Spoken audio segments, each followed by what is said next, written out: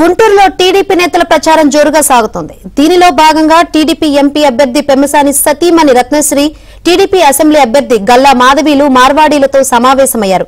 వ్యాపారులకు అనుకూలమైన వాతావరణం ఉండాలంటే ఎన్డీఏ కూటమి అధికారంలోకి రావాల్సిన అవసరం ఉందన్నారు. గుజరాత్, రాజస్థాన్ నుంచి వచ్చి గుంటూరులో స్థిరపడిన మార్వాడీలు వైసీపీ పాలనలో తీవ్ర ఇబ్బందులు పడ్డారని వారు తెలిపారు. తమ ప్రభుత్వం అధికారంలోకి వస్తే వారికి ఎలాంటి ఇబ్బందులు లేకుండా చూస్తామని హామీ ఇచ్చారు.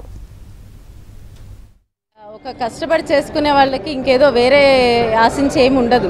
క్లీన్ సొసైటీ, క్లీన్ గవర్నమెంట్ ఇస్తే చాలు వాళ్ళకి. They will actually provide income for us in turn.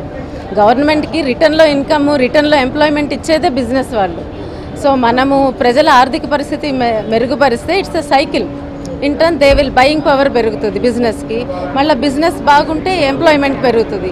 So ఇవన్నీ క్లీన్గా, కరప్షన్ లేకుండా ఎంత క్లీన్గా చేయగలగటంలో డెఫినెట్గా చంద్రశేఖర్ గారి పాత్ర ఉంటుంది. అంటే అది నేను ఆయనతో చెప్పక్కర్లేదు, ఆయన తిరిగి చూశారు అన్నీ. ఆయనే ఆల్రెడీ ఇప్పటికి చెప్పే ప్రతి స్పీచ్లోనూ అదే. Drinking water first, clean drinking water, drainage system and roads.